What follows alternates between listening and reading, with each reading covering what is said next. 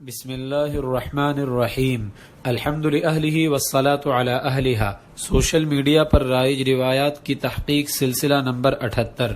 محترم حضرات، ایک روایت سوشل میڈیا پر پھیلائی جا رہی ہے جس میں نبی کریم صلی اللہ علیہ وسلم نے ارشاد فرمایا، جو شوہر کریم ہوتا ہے بیوی اس پر غالب آتی ہے، اور جو کمینہ ہوتا ہے وہ بیوی کو دباتا ہے اور اس پر غالب آ جاتا ہے۔ اور میں یہ چاہتا ہوں کہ میں وہ کریم شوہر بن کر رہوں جس پر بیوی غالب آ جاتی ہے، نہ کہ وہ کمینہ شوہر جو بیوی کو دباتا ہے اور اس پر غالب آ جاتا ہے۔ یہ روایت کمی زیادتی کے ساتھ مختلف کتابوں میں ملتی ہے۔ نمبر 1، حافظ ابن عساکر رحمۃ اللہ علیہ نے اپنی مشہور کتاب تاریخ دمشق جلد 13 صفحہ 313 پر اس روایت کو کچھ اس طرح نقل کیا ہے۔ آپ صلی اللہ علیہ وسلم نے ارشاد فرمایا، تم میں سب سے بہتر شخص وہ ہے جو اپنے گھر والوں کے لیے بہتر ہو،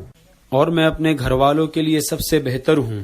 جو کریم ہوتا ہے وہ اپنی بیوی کے ساتھ عزت کا معاملہ کرتا ہے، اور جو کمینہ ہوتا ہے وہ اپنی بیوی کو ذلیل کرتا ہے۔ محترم حضرات، اس روایت کے شروع کا حصہ جس میں آپ صلی اللہ علیہ وسلم نے فرمایا، تم میں بہتر شخص وہ ہے جو اپنے گھر والوں کے لیے بہتر ہو، اور میں اپنے گھر والوں کے لیے سب سے بہتر ہوں، روایت کا اتنا حصہ تو آپ صلی اللہ علیہ وسلم سے ثابت ہے۔ اسے امام ترمذی اور امام ابن ماجہ نے اور بھی دیگر محدثین نے اپنی اپنی کتابوں میں نقل کیا ہے۔ البتہ روایت کے آگے کا حصہ جس میں یہ کہا گیا ہے کہ کریم شخص ہی بیوی کو عزت دیتا ہے، اور جو کمینہ ہوتا ہے وہ بیوی کو ذلیل کرتا ہے، یہ بات آپ صلی اللہ علیہ وسلم سے ثابت نہیں ہے، کیونکہ ابن عساکر رحمۃ اللہ علیہ کی نقل کردہ سند میں 3 راویوں پر محدثین نے سخت کلام کیا ہے۔ ابراہیم اسلمی اور ابو عبد الغنی ازدی پر تو جھوٹ بولنے اور حدیث گھڑنے کا الزام ہے، اور تیسرے راوی داؤد ابن حسین ویسے تو مضبوط راوی ہے، لیکن جو روایات یہ اکرمہ سے نقل کرتے ہیں وہ غلط ہوتی ہیں، جیسے کہ امام ابو داؤد نے کہا ہے۔ ایک روایت یہ بھی بیان کی جاتی ہے، انما النساء شقائق الرجال وما اکرمہن الا کریم وما اہانہن الا لئیم، بے شک عورت مرد کا حصہ ہے، اور ان کی عزت شریف شخص ہی کرتا ہے، اور کمینہ ان پر غالب آ جاتا ہے۔ یہ روایت بھی من گھڑت ہے۔ البتہ شروع کا حصہ انما النساء شقائق الرجال یہ دوسری روایات سے ثابت ہے۔ مفتی عبد الباقی صاحب اخندزادہ تنبیہات سلسلہ نمبر 166 میں لکھتے ہیں کہ یہ بات کہ شریف شوہر اپنی بیوی سے مغلوب ہو کر یعنی دب کر رہتا ہے، اور کمینہ شوہر اپنی بیوی پر خود غالب آتا ہے یعنی اس کو دباتا ہے، یہ بات کسی بھی مستند یعنی اوتھینٹک حدیث سے ثابت نہیں ہے، بلکہ من گھڑت روایات سے ثابت ہے۔ اس لیے آپ صلی اللہ علیہ وسلم کا نام لے کر اسے بیان کرنا جائز نہیں ہے۔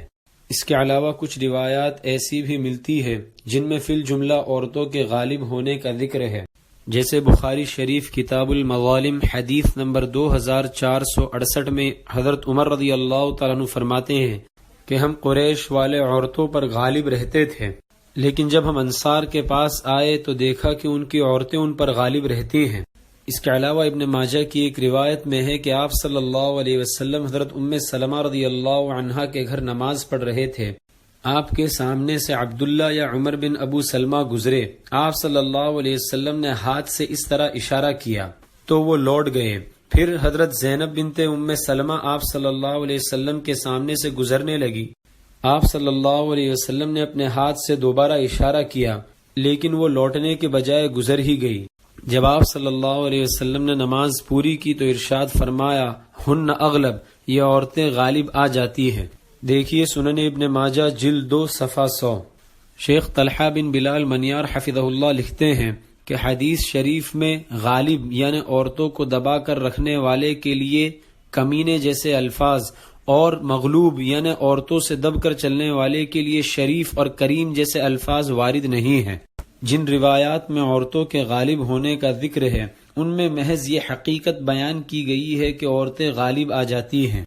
خلاصہ یہ کہ حدیث شریف میں یہ بات ضرور ملتی ہے کہ عورتیں فی الجملہ غالب آ جاتی ہیں، لیکن آپ صلی اللہ علیہ وسلم کا نام لے کر یہ حدیث بیان کرنا کہ جو کمینہ ہوتا ہے وہ بیوی کو دباتا ہے اور اس پر غالب آتا ہے، اور جو شریف ہوتا ہے وہ بیوی سے دب جاتا ہے، اور میں یہ چاہتا ہوں کہ اس شریف شوہر کی طرح رہوں جو بیوی سے دب جاتا ہے، نہ کہ اس کمینے شوہر کی طرح جو بیوی کو دباتا ہے اور اس پر غالب آ جاتا ہے۔ اس طرح کی روایت آپ صلی اللہ علیہ وسلم سے ثابت نہیں ہے بلکہ من گھڑت ہے، اس لیے آپ صلی اللہ علیہ وسلم کا نام لے کر اسے بیان کرنا جائز نہیں۔